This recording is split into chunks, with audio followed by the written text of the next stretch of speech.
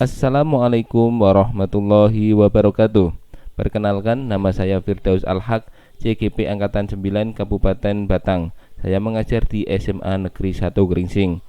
Pada video kali ini, saya akan menyampaikan diseminasi, menyebarkan pemahaman dan penerapan pengalaman budaya positif di sekolah saya, yaitu SMA Negeri 1 Gringsing.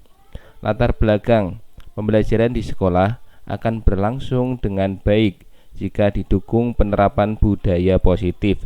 Dengan budaya positif akan terwujud pembelajaran yang berpihak kepada siswa, sehingga siswa bisa belajar dengan aman, nyaman, dan senang. Untuk mendukung terwujudnya budaya positif di sekolah, perlu adanya pembentukan keyakinan kelas dan penerapan segitiga restitusi di SMA Negeri 1 Gringsing. Tujuan dari aksi nyata modul 1.4 adalah guru mendapatkan pemahaman mengenai diseminasi budaya positif, keyakinan kelas, dan segitiga restitusi, sehingga bisa diterapkan di sekolah untuk mendukung terwujudnya budaya positif.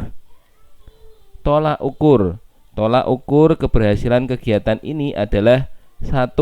Guru memahami konsep budaya positif dan pembuatan keyakinan kelas dan penerapan segitiga restitusi. Yang kedua, adanya poster atau dokumen keyakinan kelas yang dipajang di setiap kelas. Ketiga, guru mampu menerapkan segitiga restitusi saat menangani permasalahan siswa. Lini masa. Yang pertama, membuat perencanaan kegiatan. Yang kedua, membuat materi tentang budaya positif dalam bentuk slide PowerPoint. Dan ketiga, berkomunikasi dengan kepala sekolah untuk mendapatkan masukan mengenai materi yang sudah dibuat dan penentuan jadwal sosialisasi. Keempat, bekerja sama dengan petugas sarana prasarana untuk mempersiapkan ruang presentasi. Kelima, melaksanakan presentasi atau sosialisasi ataupun diseminasi. Yang keenam, refleksi kegiatan. Berikut video diseminasi aksi nyata 1.4 tentang budaya positif. Selamat menyaksikan.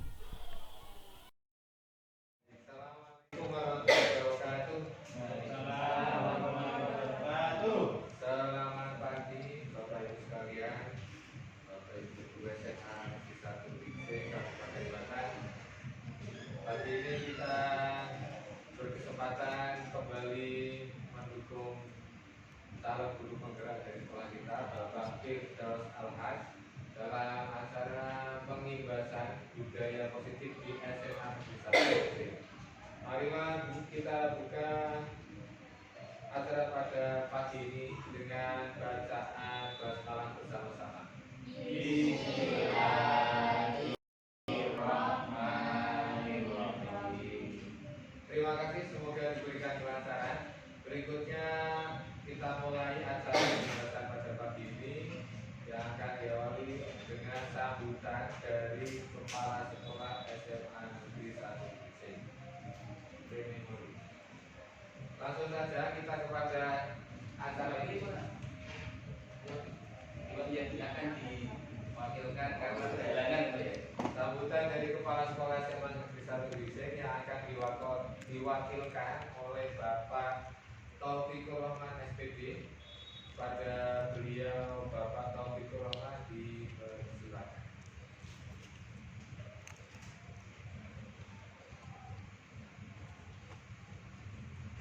Assalamualaikum warahmatullahi wabarakatuh.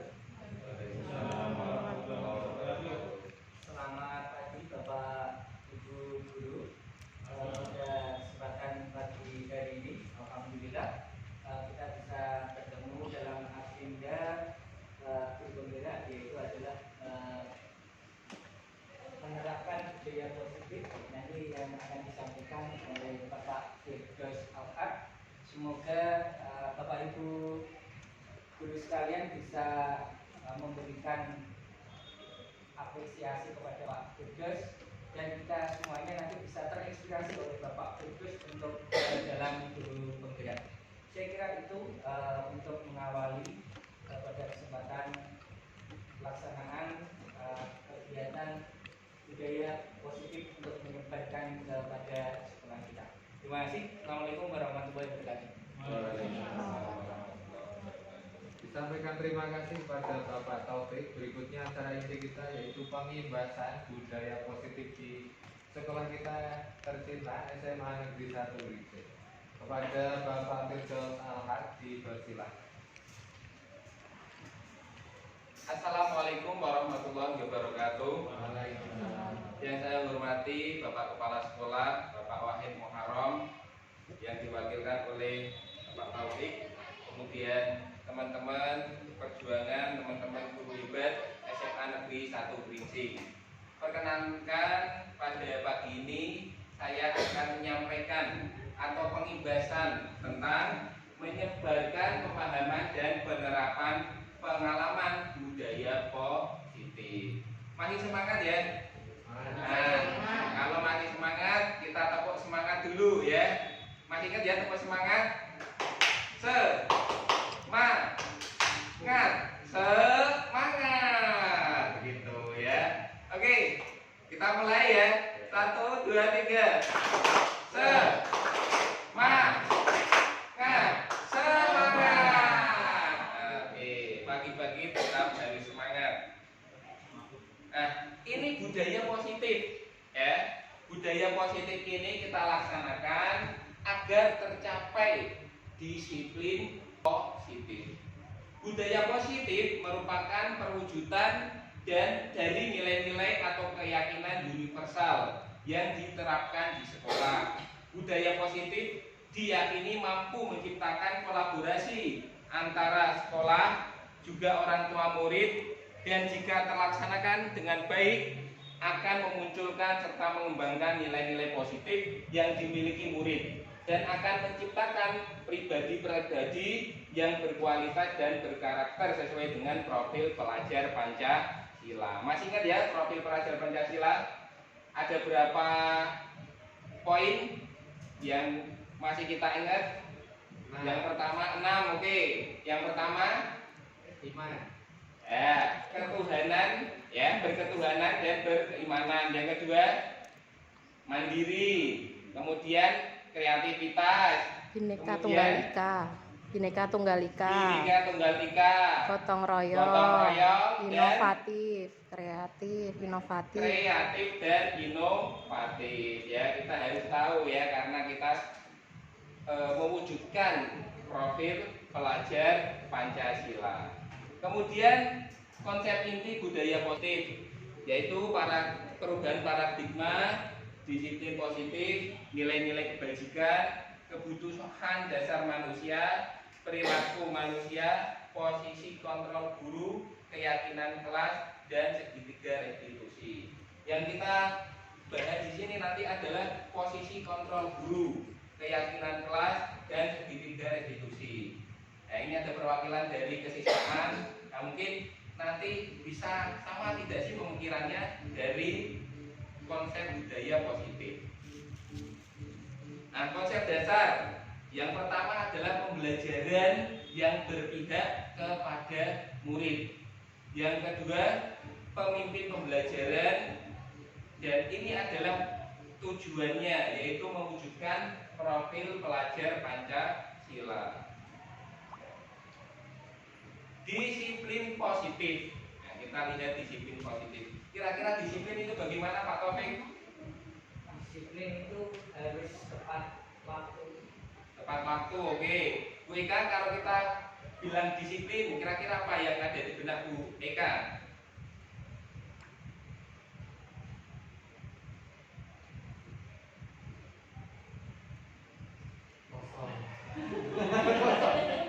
Yang ini.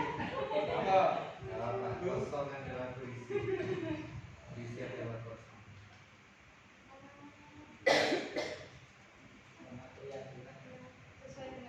Sesuai dengan aturan ya. Coba kita lihat disiplin positif. Makna disiplin cenderung diartikan sesuatu yang dilakukan seseorang pada orang lain untuk mendapatkan kepatuhan. kecenderungan tersebut haruslah diubah. Sebagai pendidik kita harus menciptakan anak-anak yang memiliki disiplin diri yang berasal dari dalam diri anak sendiri atau intrinsik, sehingga mereka dapat berperilaku dengan mengacu dengan nilai-nilai kebajikan, bukan dengan apa yang kita hargai atau pencapaian suatu tujuan ataupun menghindar dari rasa tidak nyaman. Nah, ini adalah disiplin positif. Kebutuhan dasar manusia. Seluruh tindakan manusia memiliki tujuan tertentu, dan seluruh perilaku yang dilakukan murid pada dasarnya memiliki tujuan tertentu. Murid memiliki kebutuhan dasar tertentu ketika melakukan suatu perbuatan. Kemudian kebutuhannya berupa, yang pertama adalah kebutuhan untuk bertahan hidup, yang kedua kasih sayang dan rasa terima kasih, yang ketiga kebebasan atau freedom, yang keempat kesenangan atau fun, dan yang kelima adalah penguasaan. Nah, ini kemudian ada motivasi. Motivasi yaitu dorongan yang timbul pada diri seseorang secara sadar atau tidak sadar untuk melakukan suatu tindakan untuk tujuan tertentu. Ada dua motivasi, yaitu motivasi eksternal dan internal. Motivasi eksternal, motivasi intern, murid melakukan kedisiplinan karena takut, ya ini ekstern.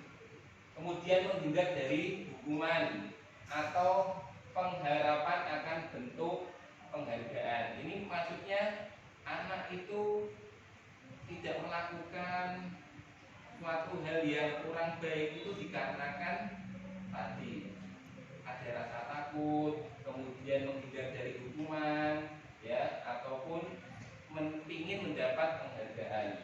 Kemudian motivasi intern, murid melakukan kedisiplinan dikatakan sadar akan nilai-nilai kebajikan dalam dirinya. Kira-kira anak-anak kita sudah di tahap mana? Masih eksternal ataukah sudah di internal? Masih di eksternal, ya, kemungkinan di sekolah kita. Nah, ini tujuan kita bagaimana sih bisa memotivasi anak-anak agar sadar diri, seperti itu. Konsep disiplin. Nah, konsep disiplin dengan pendekatan restitusi, sebuah cara menanamkan disiplin pada murid. Restitusi adalah proses menciptakan kondisi bagi murid untuk memperbaiki kesalahan mereka, sehingga mereka bisa kembali kepada kelompok mereka dengan karakter yang lebih kuat. Ciri-ciri restitusi: menguatkan dan fokus pada solusi, fokus pada karakter bukan pada tindakan, bukan menebus kesalahan tapi belajar dari kesalahan. Kemudian mencari kebutuhan dasar yang mendasari tindakan, tawaran bukan paksaan, memperbaiki hubungan, dan yang terakhir menuntut untuk melihat ke dalam diri. Nah, ini adalah perbedaan, ada hukuman, konsekuensi, dan restitusi. Kira-kira di sekolah kita sudah pada tahap hukuman, konsekuensi, atau restitusi? Contoh hukuman, ya, murid disuruh berdiri di depan kelas. Kemudian konsekuensi, contohnya guru memberikan konsekuensi berada di dalam kelas selama jam istirahat berlangsung. Restitusi, guru menanyai keyakinan kelas yang telah disepakati dan guru membantu menyelesaikan masalah. Intinya di dalam restitusi tersebut kita mengajak anak untuk sadar, seperti itu. Posisi kontrol guru. Nah, ini yang perlu kita pahami. Yang pertama sebagai penghukum, yang kedua membuat rasa bersalah, yang ketiga sebagai teman, dan yang keempat sebagai pemantau, dan yang terakhir sebagai manajer. Contoh penerapan 5 posisi kontrol. Nah, ini ada sebuah kasus murid tidak memakai atribut lengkap saat upacara bendera. Nah, kira-kira hal yang harus kita lakukan seperti apa? Jika kita sebagai penghukum mungkin seperti ini. Patuhi peraturan sekolah, berdiri di barisan lain. Ini adalah seorang penghukum. Kemudian membuat rasa bersalah. Nah, mungkin karena anak tersebut sudah sering melakukan kesalahan, kita tanya, berapa kali ibu bilang sama kamu, ibu kecewa sama kamu. Nah, ini termasuk rasa kekecewaan kita kepada anak. Jadi anak nanti bisa sadar dan berpikir kembali. Ini jika kita anggap anak sebagai teman. Kamu lagi, jangan gitu dong. Ayo gabung dengan yang lain. Untung ada ibu. Kemudian ada pemantau. Kamu sudah melanggar peraturan sekolah. Kamu tahu konsekuensinya kan? Nah, ini berarti anak sudah mulai diajak berpikir seperti itu. Nanti saya cek kerjaan apa yang harus kamu lakukan. Kemudian sebagai manajer, apakah kamu tahu kesalahan kamu? Apa kira-kira pendapatmu? Bagaimana cara memperbaiki kesalahan kamu? Jadi kita ngobrol dengan anak, kesalahan anak itu seperti apa? Kira-kira solusi yang ditawarkan oleh anak itu bagaimana? Agar ini nanti apa? Anak bisa sadar terhadap apa yang dilakukan. Sementara ini kita masih sebagai seorang penghukum. Tapi kira-kira hal seperti itu bisa diterapkan di sekolah kita atau tidak? Kan seperti itu ya pertanyaannya. Nanti saya coba tanya kepada Bapak Apik yang perwakilan dari Kesispakat. Nah, ini adalah keyakinan kelas. Sebelum kita membentuk yang namanya peraturan, harus ada keyakinan kelas. Kira-kira peraturan dan keyakinan kelas itu sama apa beda? Beda. Bedanya apa, Bu Intan? Kalau peraturan kelas mungkin hanya satu pihak, kalau keyakinan kelas diyakini oleh guru maupun siswa dan disepakati dengan rasa tanggung jawab, senang hati, gembira gitu, dan sadar. Ada itu ya. Jadi kalau peraturan ini lebih ke satu pihak, ada yang pembuat, ada yang sebagai pelaksananya. Tapi kalau keyakinan kelas ini dibentuk atas dasar kesepakatan antara guru dengan murid, kemudian dilaksanakan bersama-sama. Keyakinan kelas biasanya lebih simpel, ya, tidak terlalu banyak. Ini coba nanti kita membuat keyakinan kelas. Nah, ini yang pertama merumuskan peraturan kelas. Peraturan kelas menjadi keyakinan kelas. Kemudian ditandatangani oleh semua siswa yang ada di kelas kita, kalau kita sebagai wali kelas. Kemudian menempelkan keyakinan kelas. Ini contoh ya, pembentukan keyakinan kelas, lebih abstrak dari peraturan ya. Kemudian sedikit saja agar mudah diingat. Kemudian berupaya pernyataan universal sesuai dengan kondisi kelas agar mudah diterapkan. Dan yang keempat, dibuat dalam bentuk positif. Semua warga kelas ikut serta terlibat dalam pembuatan keyakinan kelas. Ada keyakinan kelas. Kira-kira ada keyakinan sekolah atau tidak? Perlu dibuat keyakinan sekolah?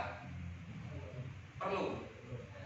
Yang penting kita membuat keyakinan kelas terlebih dahulu. Nanti kalau sudah bisa tercapai, baru stepnya ke keyakinan sekolah. Oke, itu sebagian dari bentuk keyakinan kelas. Bapak Ibu guru yang saya hormati, panjenengan bisa mengisi keynote ini ya, ditulis kira-kira keyakinan kelas yang akan dilaksanakan di dalam kelas itu seperti apa. Pak Taufik. nanti bisa ditempelkan di papan tulis. Satu guru dua.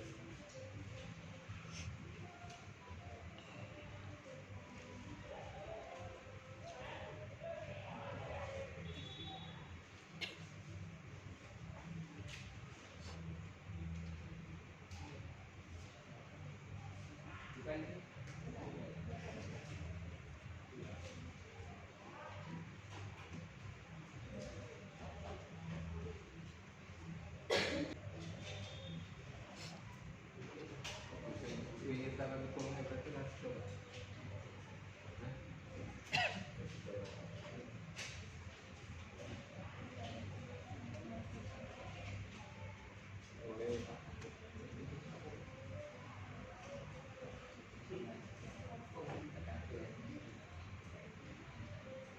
Ini panjenengan bisa tulis contoh, tidak boleh merokok di sekolah, contoh tidak boleh bertengkar dengan temannya.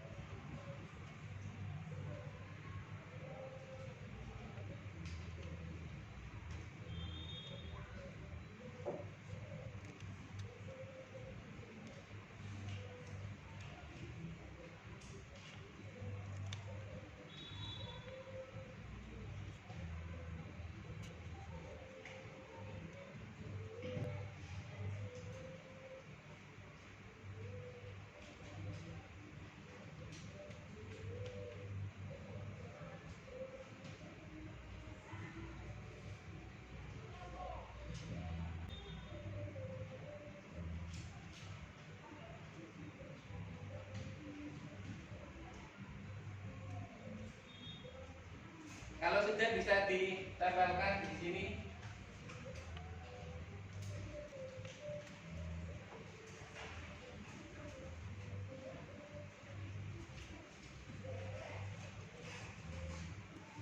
Yang sudah menulis bisa ditempelkan.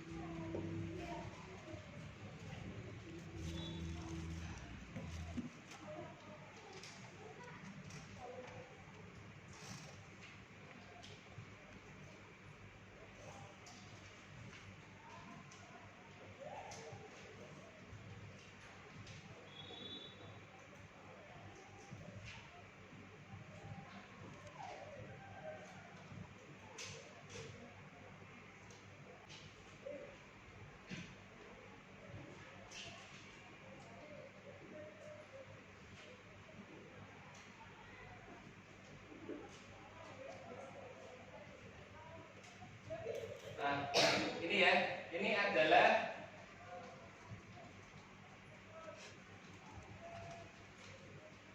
keyakinan kelas yang Bapak Ibu buat. Ini ada satu contoh, tidak boleh membolos. Ini termasuk masih ke dalam kategori kalimat negatif. Kira-kira kalau kita buat kalimat positifnya seperti apa? Masuk kelas tepat waktu. Tidak boleh membolos. Oh, berangkat sekolah setiap hari. Membolos berarti mengikuti pelajaran, Pembelajaran. ya, atau mengikuti KBM sesuai jadwal, ya.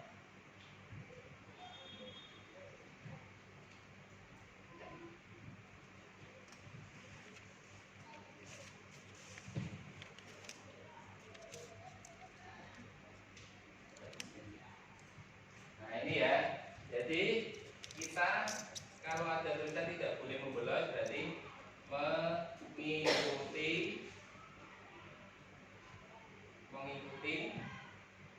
KBM sesuai jadwal. Yang kedua, stop bullying. Kira-kira apa Bu Ikan? Tidak boleh membuli. Kalimat positifnya apa? Menghormati sesama teman, ya. Menghormati sesama teman. Yang ketiga, tidak boleh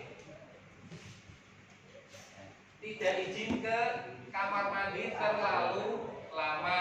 Kira-kira apa Pak Topik? Kalimat positifnya. Tidak boleh izin ke kamar mandi terlalu lama. Jadi kira-kira kalau kalimat positifnya apa? Mengikuti pelajaran sampai sebelum batas waktunya.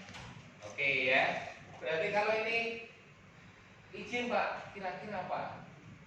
Kalimat positifnya.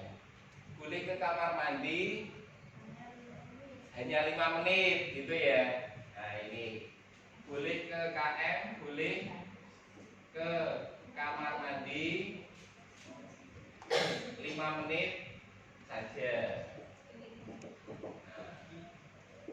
Ini ya, kira-kira lebih enak pakai kalimat positif atau larangan?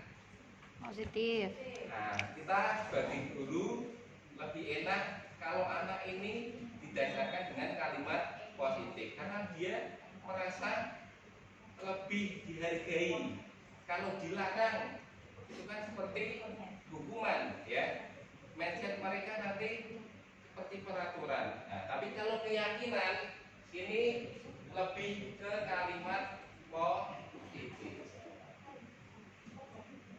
Seperti itu.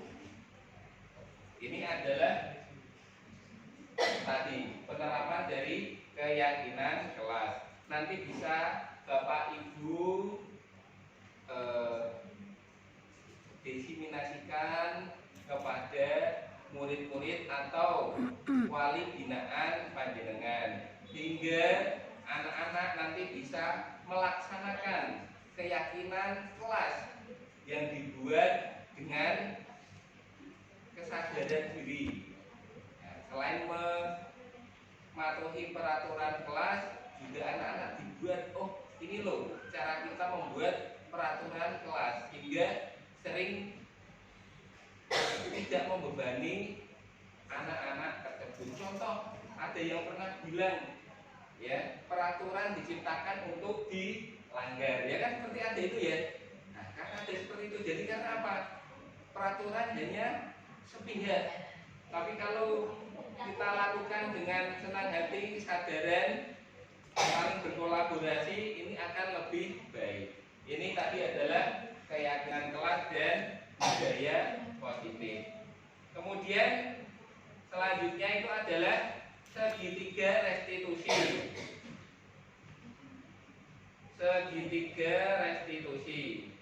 Nah, segitiga restitusi ini berkaitan dengan anak-anak yang melakukan pelanggaran. Kalau ada anak melakukan pelanggaran, tidak harus kita langsung mendikte bahwa dia adalah orang yang bersalah, tapi kita ketahui dulu motif mereka melakukan kesalahan itu apa. Seperti itu. Kira-kira solusi dari anak tersebut itu apa? Ini segitiga restitusi. Yang pertama, menstabilkan identitas. Yang kedua, validasi tindakan yang salah. Yang ketiga, menanyakan keyakinan. Nah, yang perlu diperhatikan adalah menanyakan keyakinan. Ini contohnya. Ini contoh penerapan dari segitiga restitusi. Nah, ini saya bacakan Selasa siang. Oh, contoh ini. Nah, ini ya. Sinta tidak mengikuti ekstra pramuka. Pada hari Sabtu, Sinta tidak mengikuti kegiatan pramuka yang merupakan ekstra wajib di sekolah. Ia pun memberikan keterangan kepada pembina tentang ketidakhadirannya. Dia tidak memberikan keterangan. Pada hari Senin, Sinta dipanggil Andi untuk dimintai keterangan. Jadi kita mengorek apa yang dilakukan Sinta. Contoh, Bu Eka bisa ke depan. Bu Eka nanti membaca yang Sinta, saya yang Pak Andi, gitu ya. Sinta, Sabtu kemarin kamu tidak ikut ekstra pramuka ya? Iya Pak, maaf. Kemarin saya duduk sekolah karena mau diajak ayah piknik ke Malang. Wah, pasti menyenangkan. Pak Andi pasti sangat senang jika diajak piknik oleh Sinta. Apakah kamu sudah sesuai peraturan sekolah, Sinta? Tidak Pak, soalnya ekstra pramuka tanpa izin. Kamu masih ingat ya keyakinan sekolah kita?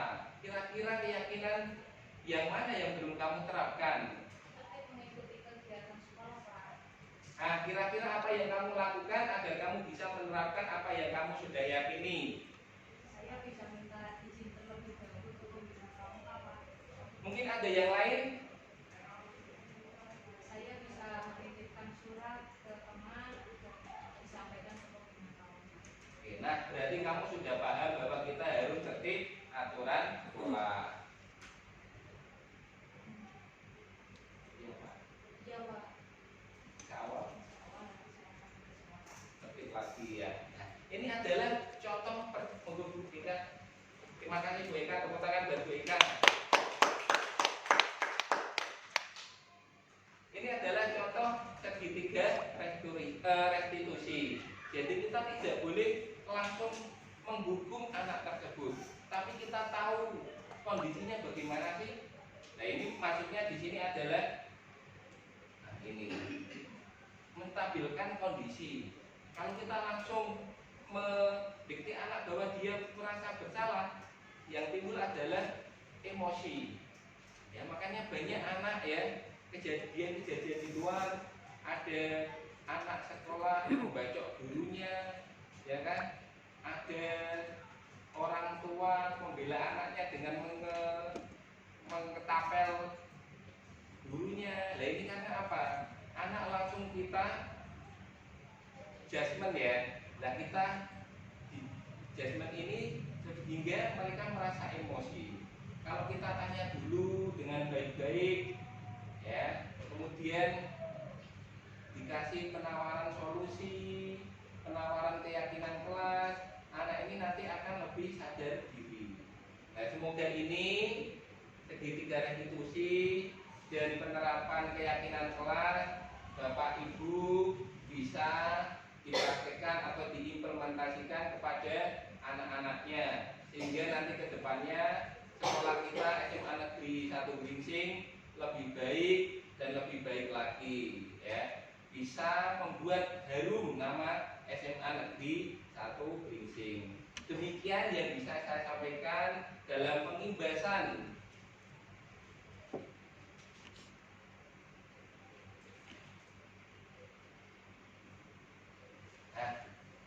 demikian yang bisa saya sampaikan dalam menyebarkan pemahaman dan penerapan pengalaman budaya positif. Semoga Bapak Ibu bisa melaksanakan. Siap ya melaksanakan?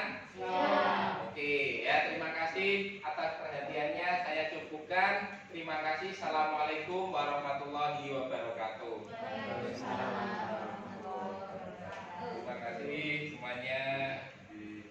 Baik, demikian acara pengimbasan pada pagi ini, semoga bermanfaat. Mari kita tutup bersama dengan bacaan hamdalah. Alhamdulillahirabbil alamin. Dan sebagai pembicara mohon maaf, banyak bicara pasti banyak salahnya. Assalamualaikum warahmatullahi wabarakatuh. Waalaikumsalam warahmatullahi wabarakatuh.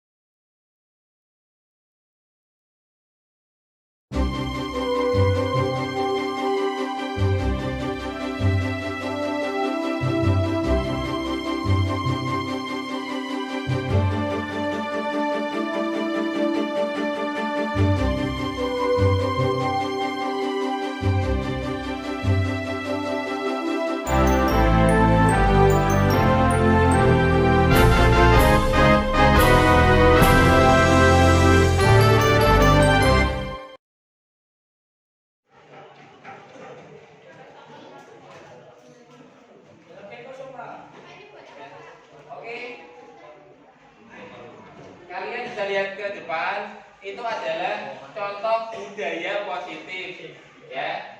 Aku malu jika datang terlambat.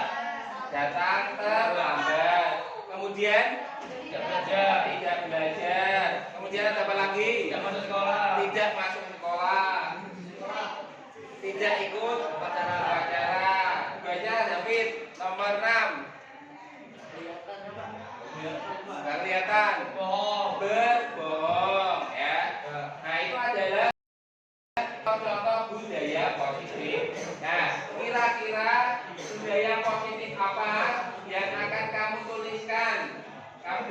sudah saya kasih kilo itu ya. Kamu tuliskan di situ budaya positif apa yang bisa menjadikan kalian lebih disiplin.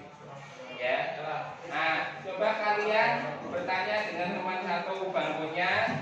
Nah, kalian kerjakan. Tulis ya, kira-kira apa yang bisa menjadikan budaya positif untuk kalian lebih disiplin lagi. Oke ya, bisa ditulis ya. Oke, ditulis. Satu saja.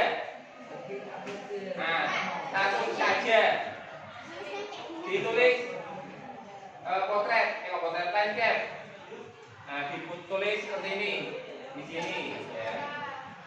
Oke. Yang belum dapat tadi siapa? Yang belum dapat? Nah, satu meja satu saja. Ya. Belum. Boleh.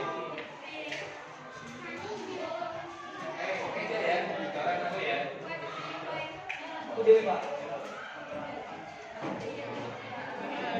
Oke, budaya positif yang bisa kalian tulis ya.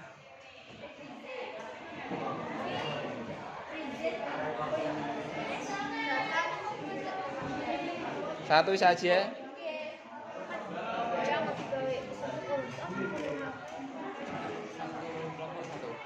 Satu saja.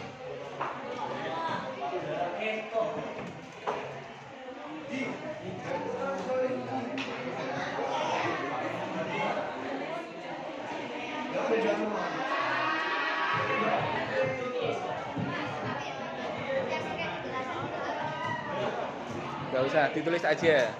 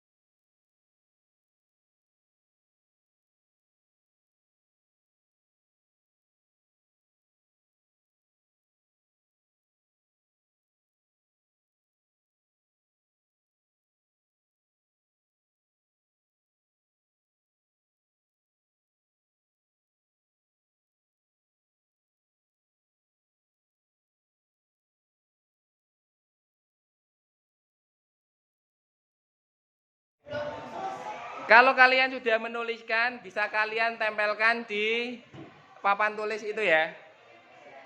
Oke, sudah? Bisa ditempelkan? Bisa ditempelkan ya. Jangan melewati batas itu.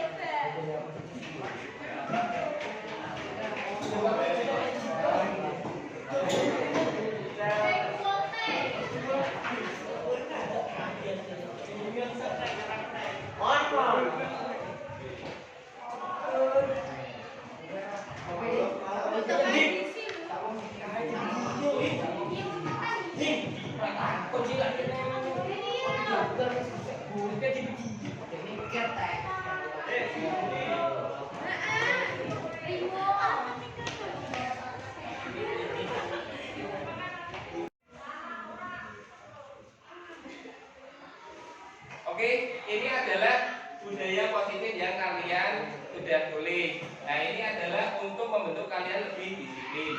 Di sini ada tulisan tidak pernah bolos. Tidak pernah membolos. Kira-kira kalimat positifnya yang baik itu bagaimana? Tidak pernah membolos. Jadi kalimat yang positif itu oke, mengikuti pelajaran sesuai jadwal ya. Mengikuti pelajaran sesuai jadwal. Kemudian ada tidak datang terlambat.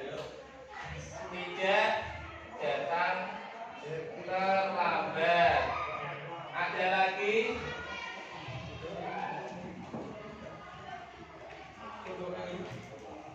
tidak meninggalkan kelas.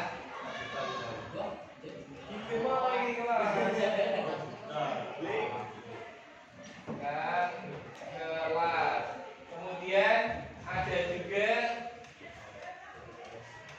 tidak telat masuk. Tidak telat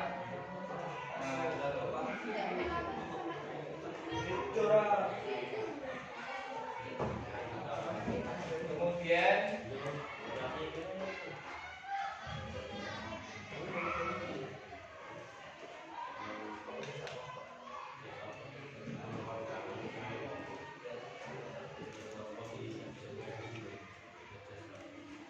tidak mengeluarkan baju.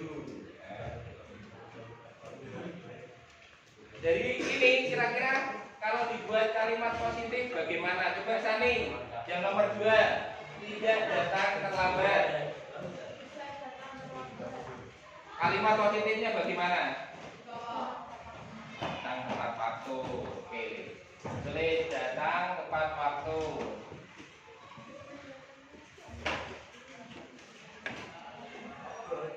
Datang tepat waktu. Kemudian tidak meninggalkan kelas. Raya. Ayo bisa? Oke, Mas Nah.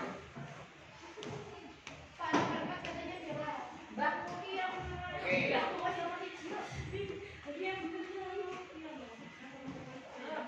Mengikuti pelajaran.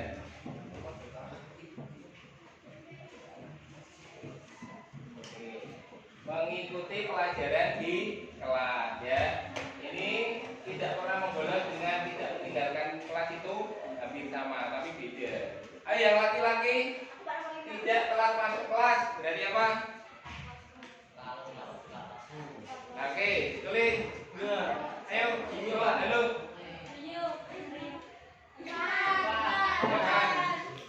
Ayo tulis. Tidak telat masuk kelas berarti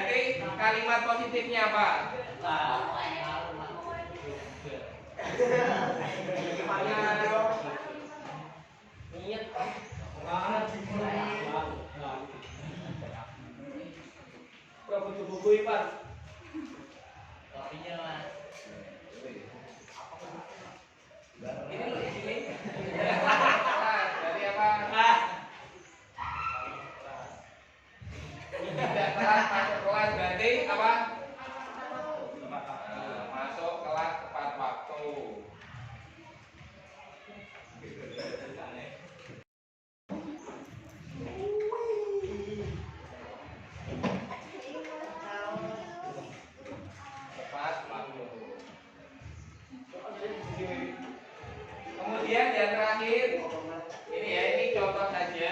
5 tidak mengeluarkan baju. Berarti apa? Disiplin.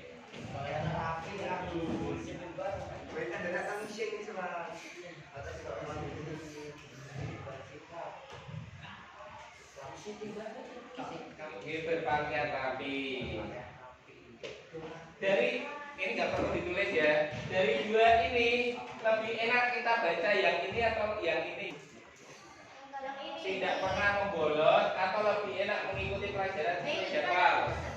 Berarti lebih enak ya kalimat positif. Kenapa bisa seperti itu? Nah, kenapa? Kalau ini kan seperti larangan, ya kan? Kalau ini lebih ke mengajak, jadi lebih enak kalau ditulis dengan kata positif.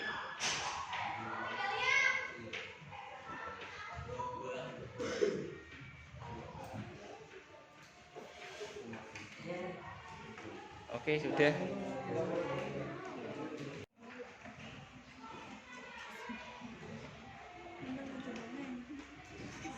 Oke, dari beberapa yang telah kalian tulis di sini bisa kalian laksanakan ya. Nah, ini bisa kalian laksanakan budaya-budaya positif ini biar kalian nanti lebih bisa berdisiplin. Karena apa? Disiplin kira-kira penting tidak untuk kalian? Pentingnya untuk apa? Disiplin positif untuk kalian bermanfaatnya apa? Nah, kalian menjadi lebih baik. Yang pertama, yang kedua, nah, kalian akan menjadi orang yang lebih berkarakter. Kemudian, selain itu apa lagi? Apa? Membantu pribadi yang lebih baik dan lebih unggul ya. Jadi dengan adanya dengan adanya tadi kalian lebih baik, kemudian lebih berkarakter, kemudian lebih unggul, nanti ke depan kalian akan menjadi orang-orang yang sukses. Seperti itu ya. Oke, bisa dilaksanakan ini ya. Ini adalah budaya positif. Nanti kalian bisa print ya, ditulis, kemudian di print, ditempelkan di dinding biar sebagai acuan kalian. Oh, ini sudah saya tulis.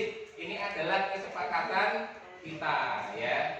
Oke, gitu ya. Sekretaris Mbak Sani nanti ditulis, kemudian di print, ditempelkan di dinding ya. Biar bisa dibaca oleh kalian setiap waktu dan setiap saat. Jadi kalau ada yang lupa, ada yang mengingatkan. Itu ya.